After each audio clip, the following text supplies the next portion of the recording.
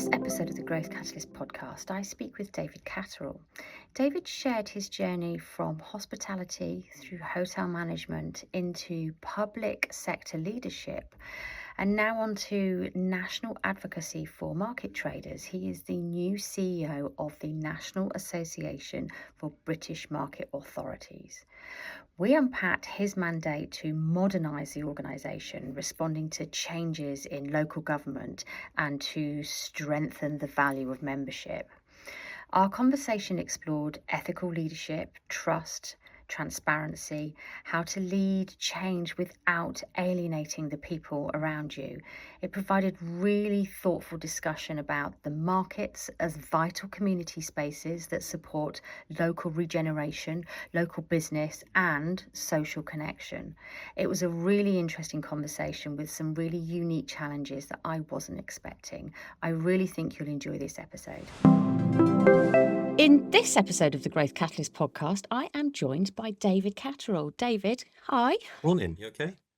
Yeah, good, thank you. Thanks so much for sparing me some time today. No, absolute pleasure. I'm just glad to have the opportunity to chat away. I'm looking forward to it. Yeah, it was lovely to catch up. Right, so we're going to unpack a few things today. So you are the new CEO of, I'm going to try and get this right, the National Association of British Market Authorities. Right, exactly that. And it's been condensed down into NAPMA for ease. Yeah.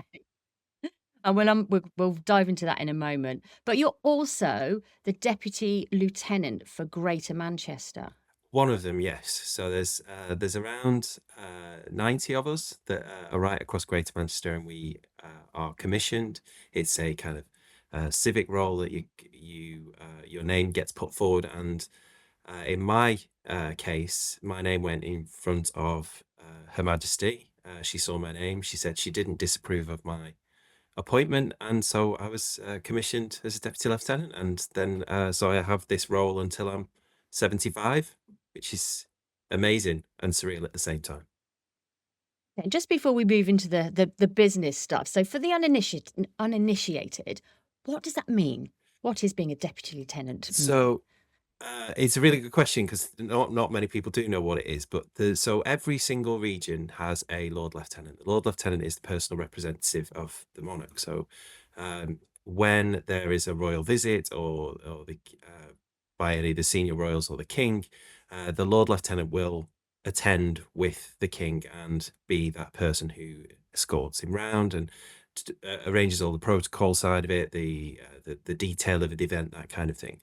So the Lord Lieutenant appoints deputies who can step into that role as needed. But what that means is that they get invited to things like citizenship ceremonies, freedom of the borough events. We get invited to any kind of high profile civic events to represent the Lord Lieutenant and then by proxy the monarch. So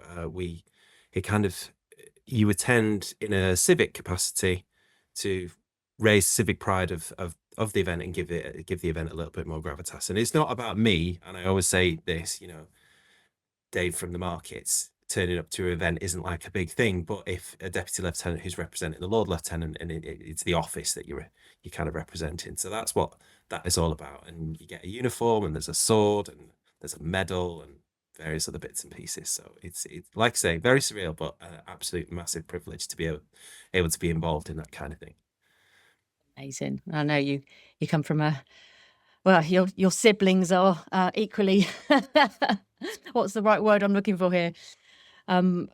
Just so involved in community and in heroics, and it's what a trio you are. Thank you. I think the main thing for me though is about this role is that we get the opportunity to go out to charities who have put themselves forward for like King's Award for voluntary service, and as one of the roles that we do is go out and review those charities and put them forward to say whether or not they should get a King's Award for voluntary service, which is an amazing thing to do because you go into these charities, you have a kind of a surface level idea of what they're doing, but then you get to really find out what the communities are doing, how they're working in the background. There was one that I went to visit where they were kind of a conservation charity, and they just thought they did litter picking. But then when you went into this the detail of it. They were doing all this like skills development. They were helping the community. They were supporting people who were dealing with like social isolation. They were putting they were supporting people through employment, and they just thought they were a litter picking group. It was phenomenal, and that's the kind of thing that I love about it, because you can just go and have a chat with these people and just see that. So when I'm putting these things forward and that's part of the role, again, it's just a huge privilege to be even just a small part of what they're doing. Sounds very humbling. Oh, it is. It's honestly some of the things you see. I went to a dementia cafe as well, and there was like this sing along, and there was all these people. They're really complex, kind of, and high, um, high. I wouldn't say high levels of dementia, but suddenly the music came on, and it was like they were different people, and you could see their character suddenly came back, and it was, like I say, just really humbling and really lovely to be involved in that just tiny little bit of what they're doing. And these people are doing it like every day and day to day. It's amazing. Amazing. Well, thanks for explaining that. No worries. Okay, so let's get into it. So you're the new CEO, and I'm going to say it again, the National Association of British Market Authorities. So you said that's shortened to NABMA. NABMA. Yeah, that's right. NAB. Okay. So how long have you been in post? So I've worked with them for some time. I started officially with them full time in November, but I had 2 months of where I was in this kind of transition period. So, but I took on the role officially, and the title was given to me in at the 1st of January. So that's when it kind of ramped up, went to 100 miles an hour, and suddenly we're really in the thick of it, trying to just develop the organization, which I'm loving. I'm absolutely enjoying, because it's so varied and so interesting. And but I'm sure we'll get into that. Yeah, absolutely. So I've already sort of got you to unpack some of this. So can you give us a brief introduction of your journey and how you got here? So my background originally was in hospitality and catering, and when I left school, I thought I was going to be a chef, but it turns out I'm not a very good chef. So I ended up going to college and doing a GMBQ in hospitality and catering, which then led me to university to do hospitality with strategic marketing. I ended up moving to America for a short period of time, and I worked over there in their hotel industry, a place called Myrtle Beach, South Carolina. Then I came back and worked up to being a general manager of a hotel. It was quite large hotels with leisure, restaurants, conference banqueting, as rooms as you would expect. And then I was made redundant in the crash of 2009, and I didn't quite know where to go from that point. So then I got a temporary job, and I say that in inverted commas, temporary job working for Bury Council in their civic venues. So it was just around events and conferences, dinners, that kind of thing. But then I found I was drawn to kind of public sector work, and I could see outside of that that there was a lot more going on, rather than just the day-to-day kind of commercial work. It was around how we were serving the public and what we were doing, and the community value and the social value. So slowly but surely, I started to rather than being just dealing with one civic venue, I ended up being the head of service for 4 of them across the borough. Then I took on some corporate projects. Then I took over the school's catering team, where we were delivering around 10,000 meals a day. But I was able to transform that service from being in a deficit of 330,000 to contributing 200,000, as well as achieving kind of national awards. Then I took on the kind of facilities management role. It was like building, cleaning, caretaking. So I took on 80 admin buildings. And then following that, they gave me market operations, which was where kind of the job that I've got now has come from. So at one point, I had like 600 staff across all of these different services, but it was all very people orientated. It was all about the focus on people and how they were operating, how they all had different agendas. So when I took over market operations, that was dealing with 280 traders, as well as 350 stalls and a large frontline service. And then the opportunity arose because I transformed the market service, the market operations. The opportunity came around the CEO position for NABMA. So on a whim, I decided to go for it, just to see see what would happen, and then I got the role. So then, yeah, I was just amazed and surprised, and here I am. Wow, okay, that's quite a journey. So from hospitality through to the CEO role, what would you say is your area of expertise now today? It is around stakeholders management. It's stakeholder management, people management. It's all around the people. That's what has been the thread through everything that I've done.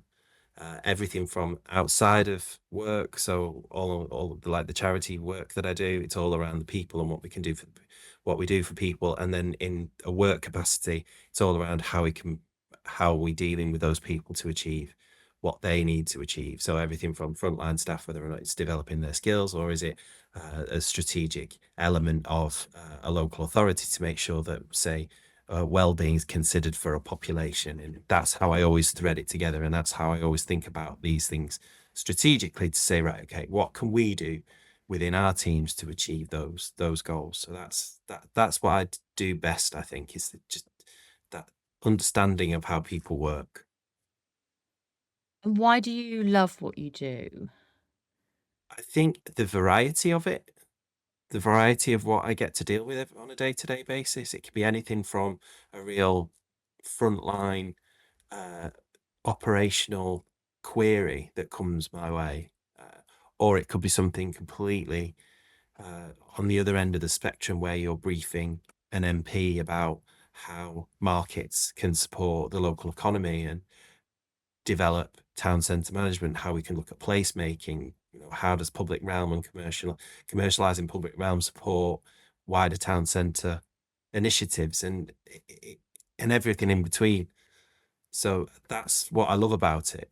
And I've got that flexibility to kind of be part of all of that as much or as little as I want to be, which is it's a great position to be in. Absolutely.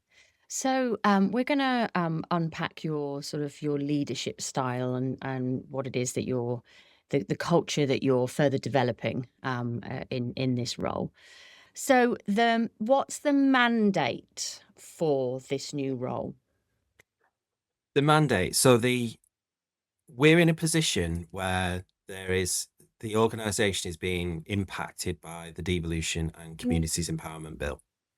So all the market authorities are being absorbed into larger kind of strategic authorities. And what's happening there is that it's impacting on the membership of my organisation. And the membership is one of the major income generation streams. So my mandate is to come in and modernise how the organisation is working whilst all of this is happening through local government and through national government and these strategic authorities, whilst trying to modernise the organisation so it's fit for purpose, because the market industry is changing in the same way as that it's modernising it to move to hospitality, to move to food halls. There's an increase view of markets and how they can be used, like I said, in placemaking, and how they're being used as tools to regenerate town centres. So that's my mandate, to kind of look at it, look at the organisation in its current form, and look at how I can modernise it and align it to what that new kind of future will look like. So it's all going through a huge period of uncertainty because of this change of structure Yeah. and it's sort of the devolution. And that so you've got to steady the ship as well as modernize. That's a Yes. big mandate. So I've got to make sure that it's consistent, and we're delivering what we're already delivering now, which is excellent, I might add. The what work they've done previous to me has fundamentally improved the market industry. Everything from their skill, of everything from the market diploma that they do, the continuous professional development, how they support the market industry, again on a strategic level as well as an operational level. All of that is delivered in a brilliant way, but they're conscious that they need to pivot away from some of the traditional means of how they've managed that to change into this new what this new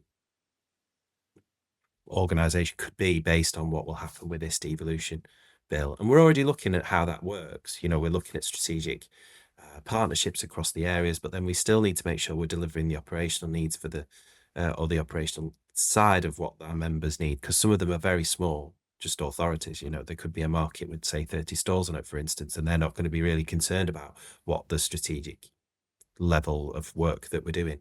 They might just want some information on waste management, for instance, or legal rights, you know, market rights, that kind of thing.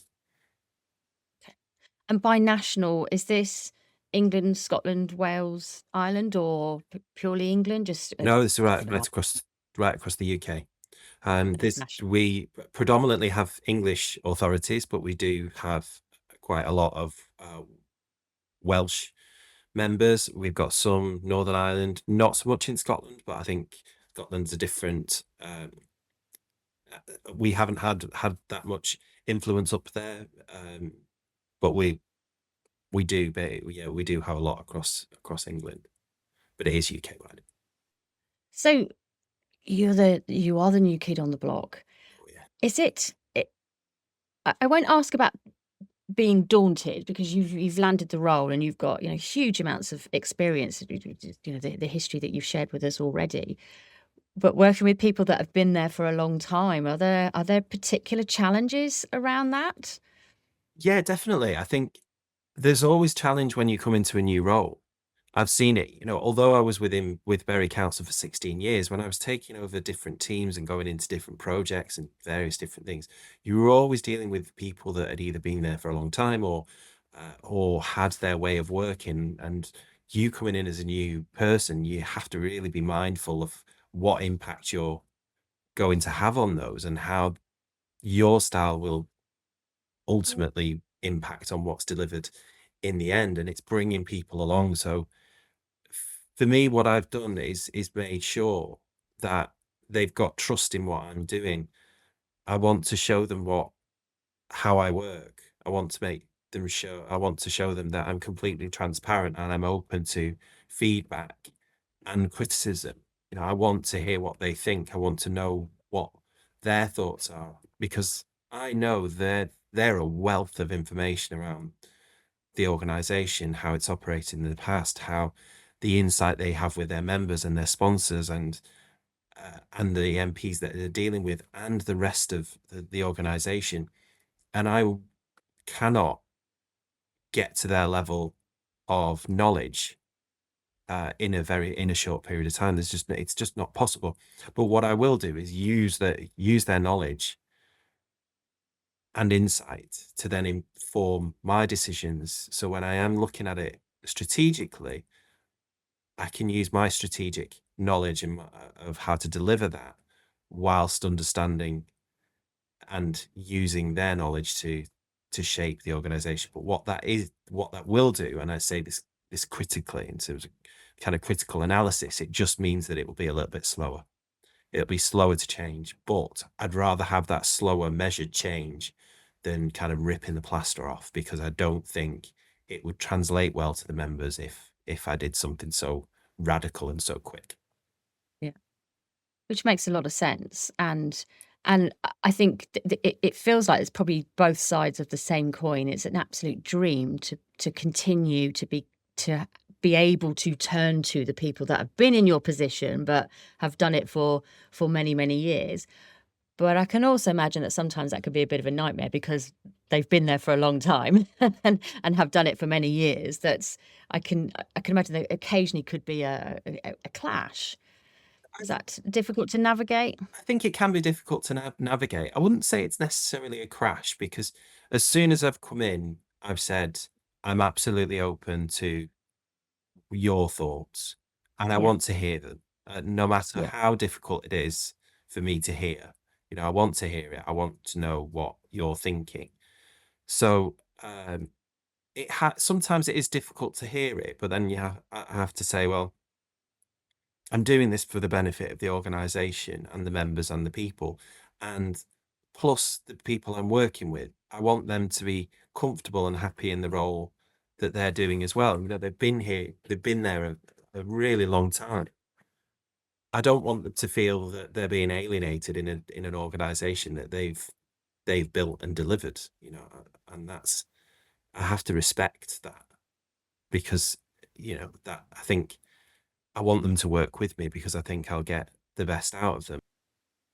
That's a real shining example of, fantastic leadership skills to be vulnerable enough, understanding enough, and be able to turn and be honest with everyone around you, whilst your mandate is about modernization. Like you say, don't just throw everything out with the bathwater. There's stuff you've got to learn, there's experience you've got to garner. So that's really interesting. So you're obviously modeling great behaviors in front of the organization by turning to the people that have been there before and are now supporting you. Is that Yeah, yeah. absolutely, and I think I've done that with every organization or every team that I've worked within. And yes, I've had my, I haven't sailed through it in a way that's been easy. Of course, I've made mistakes. The reason I operate the way I do is because I have gone into an organization and a business before now and gone, no, this is what we're going to do. We're going to change everything immediately. And I alienated everyone, and it went horribly wrong. And I ended up moving jobs within 9 months. This is mistakes have happened. Um, but you've got to see that as learning opportunities and take on board. You can't go in and necessarily do that. So you have to assess the situation. And this is what I'm doing with this role, more so than ever, because I've worked in quite a comfortable environment for 16 years where I could argue that I was institutionalized.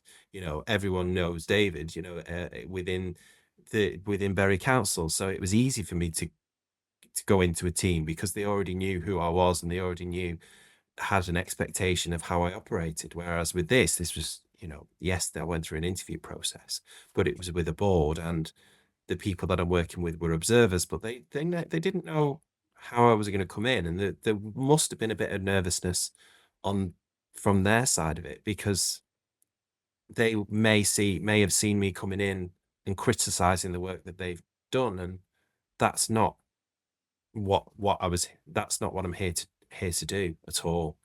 Like I say, if anything, I want to build on what they've built. I have to, because otherwise it's just not going to work. Yeah.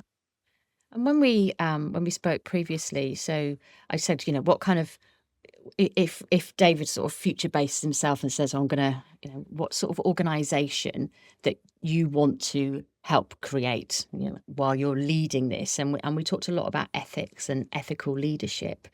Would you sort of dig into that a little bit more? I love the failure stories, and it's absolutely right. That's what makes the best leaders. In terms of sort of ethical leadership, how are you going to sort of dig into that inside of the organization? Yeah, I think it is around how you operate. You've got to have accountability always. You are ultimately responsible for the decisions that you're making, and you have to stand by that. But if you're making the decisions based on knowledge and experience of your team, then you have to stand by your team and you've got to trust what they're telling you, but they have to trust you as well to show that you're accountable, but you're not going to take the credit for everything because it is a full team effort. And I think that's what ethical leadership is about. It's understanding that as my role, I will I will burden any kind of failure. I will take that burden on, should I say? I will take that burden of failure on, but then I will also make sure that any successes is shared within the team. So it can be a lonely way of dealing with a team or dealing with an organization, but I think you always will get the best out of it because you're seeing you're able to see the best of your team and use those strengths coupled with your own to deliver what you're trying to deliver within an organization. And it's not about ego. I think that's the main point of what I'm trying to say. The ego doesn't come into it because if it was about ego, you'd take all of the credit and you'd take all of and you'd shift the blame away. And that's what ethical leadership is in my mind. Yeah, I agree. When I, with some of my coaching clients, quite often challenge them on, is this right or is this your ego getting in the way? And it's difficult. We all suffer from that. Oh yeah, definitely. But And don't get me wrong, it's brilliant when I get told, yes, you've done a brilliant job, it's good to hear. You want to hear it. You don't want nobody. You don't want to hear that you're doing a poor job of anything. Of course not. I mean, it's only human at the end of the day, and it'd be lovely to be able to go through life, in this wonderful bubble of ethical leadership. But you've got to acknowledge that obviously it isn't about ego, but you've got to manage your own ego in that. And I think that's what makes it successful. But yeah, I will take it that it is nice to hear when you've done a good job, but you do have to pass the credit on. You have to, because it has effectively come from them. It's not really you, is it? You're just a figurehead that's almost. that's true. Yeah, but it's also very isolating. As CEO, I often hear and have lived it myself. You're in a very isolated position. Are you finding that in this role? I think I'm too new to the role, so I don't think I've seen that yet. We're almost building the team now, so it doesn't feel like I'm on my own. But I don't know how that will be in 12 months or 2 years, how things will change with the board, because there'll be changes in leadership of the board at some point. There'll be different members coming on, so which will ultimately impact on the organization as well. So I don't feel it yet, but it's in the back of my mind that I might, but we'll see. And just the last point around just you and sort of new into the CEO role. So I guess doing your preparation for the interviews and the interview process and then securing the job. Um, what did you turn to for guidance, support? Was there a sort of wealth of information out there that you could turn to and kind of read up on, or is there stuff missing as a new CEO? Well, again, I was kind of lucky and everything, lucky in the position. Sorry, let me rephrase that. I was lucky in that I'm just about to finish an apprenticeship level 7, which is the equivalent of a master's. You can top it up into a full master's. So I was already talking about ethical leadership in all of the kind of assignments and the work that I was doing around that. And the good thing about the apprenticeship was that I was able to link it into any work that I was doing. And the work that I was doing within Bury Council was ramping up to very high level strategic work. So due to various reasons, there was quite large projects that I needed to work on and lead on that wasn't expected. There was emergency situations that happened, and I ended up leading on that. So I drew upon that kind of experience whilst using the academic side of it to then bring all of that to the interview to say, well, this is how I would initiate change within the organization. This is how I would do it slowly. This is how I would do it ethically, because it was all fresh in my mind. And what I found is that moving into this new organization, there's been some challenges, but because I've been able to draw upon that, it's helped me to understand that I am doing it in the right way. So that's I've been lucky with that respect, I think, because it was all fresh. Yeah. Not lucky, is it? You were studying. Well, So you've I yeah, never you've see it. you've you've proactively done that. Yeah, I suppose. Again, again, it's an ego thing, isn't it? I can't acknowledge that I actually went out and did it, which is ridiculous in its own way. Should. Should. You You know, should. You definitely should celebrate that. So how are you deciding how to prioritize the job in hand? So we know ultimately it's about modernization, but you've also got to make sure that the ship is steady and that everybody feels comfortable whilst they're going on, because this is a huge strategic transformation, right? They're the words that we would use yeah, here at Zockery. And different people respond in different ways. I'm sort of very much down the sort of neuroscientific approach to trying to help guide people through this process. How on earth are you deciding what the priorities are? and that's a tough one because I'm coming into a new organization. There's so many different aspects of it that we have to look at and what we need to continue doing. But so the first thing I'm looking at is, and I've said it earlier, is this kind of a national viewpoint, national issue of devolution and community empowerment bill that could impact on the membership. And if that's impacting on the numbers of membership, then we really need to be ahead of that to ensure that that income generation is sustained long term. And we had a meeting just before this talking about how an increase in membership cost, which is quite small in the grand scheme of things, almost skews the seriousness of the sustainability of this, because it's saying that our income is increasing and we're okay and we're breaking and we're making a profit and we can put it into reserves. But what that's not doing is looking at the long term. We are still losing members because they don't exist anymore. So that's what we need to prioritize. So yes, we're looking at the finances, we're looking at the commercial side of it, but then really we need to look at what's the membership going to look like, because we need to concentrate on bolstering that, because that's what's sustainable. That's what we need to make sure is sustainable, not just increasing prices over time, because that's not sustainable. There'll be a tipping point at some point, and we need to be mindful of that. So that's what I'm prioritizing. I'm prioritizing what could impact the organization the most, and that is what it is, and everything else will comes around that. So that membership, so how I would translate what I think I just heard, it's about making sure that everyone understands the value of that membership. Yes, Okay. absolutely. And that's how I framed it, funnily enough, in the meeting. Making sure members exactly know what the value of that membership is and what are they getting out of it. One of our members mentioned that they access us for a lot of legal advice, and they worked out if they would have gone externally to get that legal advice, it would have been over and above what the membership cost was. So on that point alone, they value the membership, because not only are they getting the the legal advice, they're getting everything else around it as well. The operational support, access to resources, the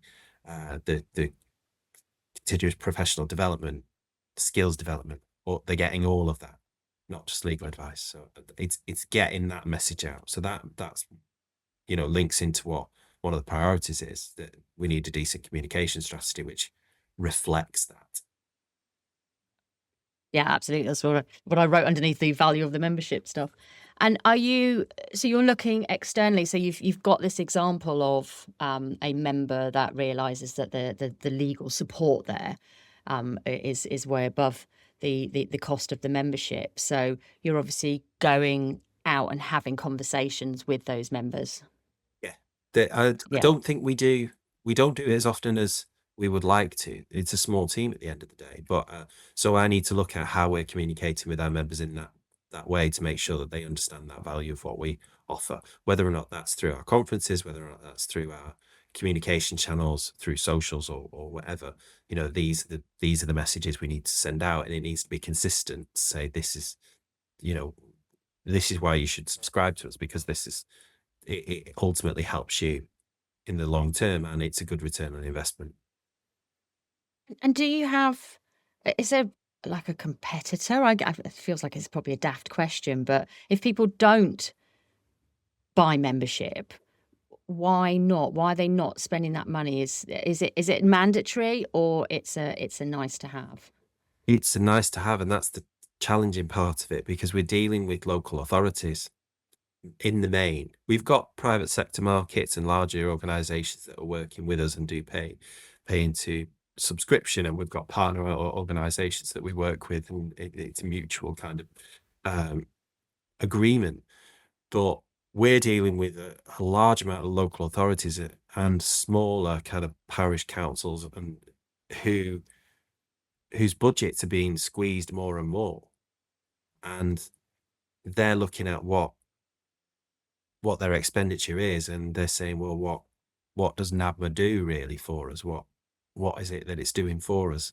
And if you're a senior officer that doesn't understand what we do and what benefit we're adding to their market, and their market could be something, that's not even in their list of priorities, we're probably going to be the first to be struck off and say, well, there's no point in paying that anymore. And that's the challenge. So it's not really a competitor as such, it's the financial position of local authorities, which is the threat. Are you able to communicate with those that have decided not to continue membership? I guess that's Yeah, we an do. We are doing that because we can see that is increasing because of the number of again, because of financial challenge, financial challenges that local authorities are facing. They're going to prioritize things like children's services or adult care over their operational side, placemaking, and a market which effectively they may already be subsidizing. So we, as an organization, have to get the local authorities to understand the value of what the membership is, but then show the local authority that we're dealing with what the value of their market is. So that's why I talk about using markets as a tool in placemaking or regeneration, because that's the language that they understand. If I go in and say, well, your market's going to cost you £30,000 a year, but it's generating footfall in your town Yeah. centre, that's not going to land. That they're going to say, well, what are we getting for £30,000? But if I go in and then say, well, your £30,000 is helping people to access better food, food that they wouldn't normally have access to. There's community cohesion. There is business incubation. It's a vibrant town centre. It's access to culture and arts. That's when they start realizing, oh, right, that's what my £30,000 paying for. And that's what I'm trying to do as part of this fundamental change of the organisation. That kind of boils down to community again with you. Obviously, very much involved in many different types of community. So, yes, you're dealing with the local authorities, and forgive me if I use the wrong language. But then, obviously, you've got this community of market traders. So you're trying to support them as well as the communities that they operate within. Yeah, that's right.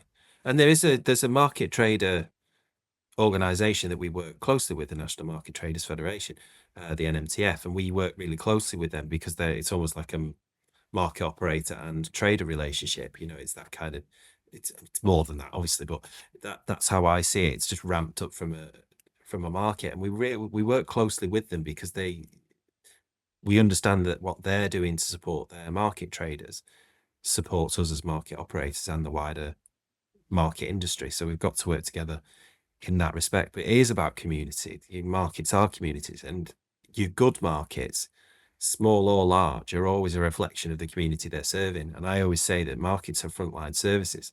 They're not this, what they were seen as, this kind of cash cow from the 70s and 80s. These are services that are supporting local community to do all of these things that sometimes local authorities don't recognize that that's what it's been achieving. Yeah. And so, in just in terms of the high street, so there's lots of conversation around how difficult it is to trade on the high street. Do your market traders have similar problems in trading inside of those different local authorities, or is that an irrelevance really? No, it depends on the location. It depends on who's running the market and how the market is running. And I think my belief is that the best markets and the ones that are busy and vibrant and operate in a positive way are the ones that link into their town centres and link into their community. And it's almost a starting point for anyone that wants to go into, say, retail. I was in Barnsley last week, and they've just won Best Indoor Market in the UK. But what they're delivering there is this. They've got an outdoor market where traders are starting, then they're going into the indoor market, then they're doing like amazing in the indoor market. Some of them will remain there because they're doing so well, but then others will move on to having a full retail unit. There was a trader who, it was called Dolly's, and it was around ice cream and cookies and sweets and so on. She's got 1.8 million TikTok followers from operating a market stall, and now she has this full-on branded, amazing retail unit in Barnsley town centre, which has a queue outside every Saturday. You know, that is crazy that started just as a little business outside on a pitch, and that's what the markets can deliver. You know, it's unbelievable. Yeah, amazing. So, what's the most pressing challenge that you think you're dealing with at the moment? It's definitely the membership problem. Okay. Yeah, definitely that, I think, and this how we're going to shape the membership to make sure that it aligns to this new local government, what effectively is Local Government Act. It's making sure that we align to that and make sure that we're providing our support to members so that they can align to it as well. That's the most pressing thing for me, and I think I need to get that very much embedded within 12 months, if not, definitely underway within 6, just Okay. to make sure we're ahead of it, and we're looking at our membership numbers and making sure that we're finding new ways to generate that income. Yeah. And if you, obviously, we're passing on business wisdom to the rest of the CEO community or business leader community. If you had another sort of 15 minutes with somebody else, what's your best advice that you give other leaders right now? Trust your teams and do as much as you can to develop and support them. So, because I think I've seen so many leaders fail when they don't have that trust. And it's hard because we know best, but you don't. You don't. You No. can't. Acknowledge that you don't know everything and use the people around you and understand their strengths and benefit from their strengths. That's what I would say. What questions would you think that the leaders could be asking those teams? What do you need? What do you need that's not, that could be anything. It could be training, development. It could be mentoring. It could be coaching. It could be, it doesn't have to be money. It doesn't have to be resource. It could just be time. And it's time to sit with them and say, well, what are your strengths? What do you do best? What would you like to do? And how can you help me achieve my goals whilst achieving yours? And then if you're asking those questions, that you're bringing that kind of buy-in from your teams, you're bringing them along. These are the benefits. You're going to be benefit as much as we are by working in this way. That's how I would see it. And you can do that on a micro and a macro level. Once you embed that culture within a large organization, and I think I managed to do it in Bury Council with the services that I was dealing with, and that was 600 staff.